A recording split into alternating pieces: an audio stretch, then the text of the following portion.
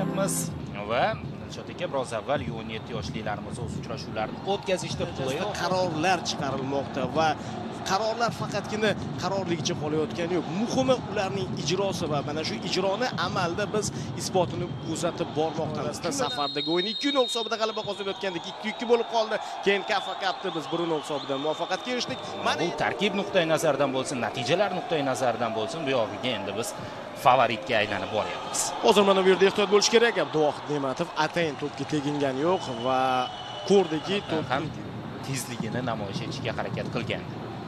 Olib qo'yish mumkin. Olib qo'ydi Eldor, lekin eronlik futbolchiga yordam etib keldi. Eldor Shomurodov zarbasi! Kutilmaganda kelib qoldi to'p, lekin yana zarba. Amrobekov. Keyingisi bormi? Oston.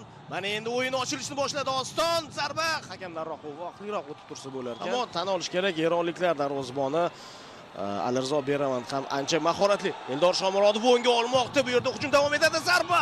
Ozgina noaniq. Futbolda kichik detalning o'zi yo'q deb aytiladi. Shunaqa jihat bu yerda. Eronliklar e'tibor bering, darvozabon to'pni uzoqlashtirishda qiynalyapti. Mana bu ajoyib pas. Shukurov. Otabek mumkin bo'lgan bizda ikkinchi vaziyat. Otabekka o'xshab pas berdi. Hamrobekov. Muammoli holatda Eron terma jamoasi. Shu bois ham terma jamoaga jalb etilmadi ular. To'p yuqoridan jarima maydoniga yetkazib berilyapti. Bosh bilan berilgan zarba ozgina noaniq, yaxshi ham noaniq ketdi. Majnuniddin Abduqodir Husanov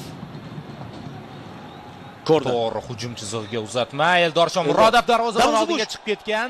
Shomurodov kutyapti sheriklarini. Oston bor.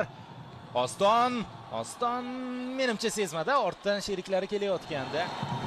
Hojimat uchun ham Birlashgan Arab Amirliklari chempionati begona emas. Rustam Ashurmatovga ko'zingiz tushgan bo'lsa, qandaydir istehzo bilan, mana bu kerak emas.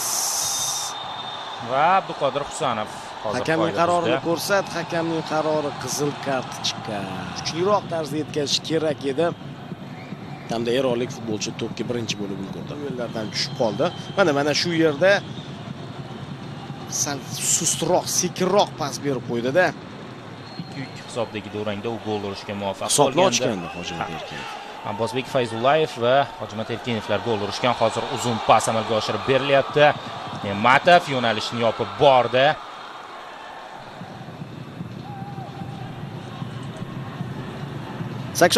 daqiqa. Kushki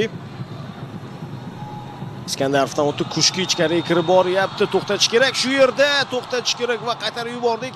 Hujum davom etadi Eronda. Yaxshi. Nasrullayev oxirigacha borish zarur. Yana hujum davom etyapti eronliklarda. Bu foul. Bo'ldi. Hujumda foul ishlatyapti eronliklar. Lekin o'zi to'g'rilab ketdi. 88-daqiqa. Hozir uzoqdan zarba yo'llandi Abduvohid Ne'matov. Birinchi bor uni seyf amalga oshirishga majbur qilishdi raqiblar. Ne'matov esa ishonchli o'ynadi. Qoida buzildi. Bu yerda ushlab qoldi eronlik. Uchrashuv asosiy vaqt o'z nihoyasiga yetyapti. 0-0 hisobi qo'yil qolish kerak. Baribir bir kishi kam bo'lgan holatda mana shu natijani Nurafkon chap oyoqda zarba beryapti. Mana golga aylantiradi Eldor. To'pga yaqinlashyapti. Zarbani amalga oshirdi. Aldamalik. Dorbani va Abduvohid. Chalg'itishga urinyapti. Hozir.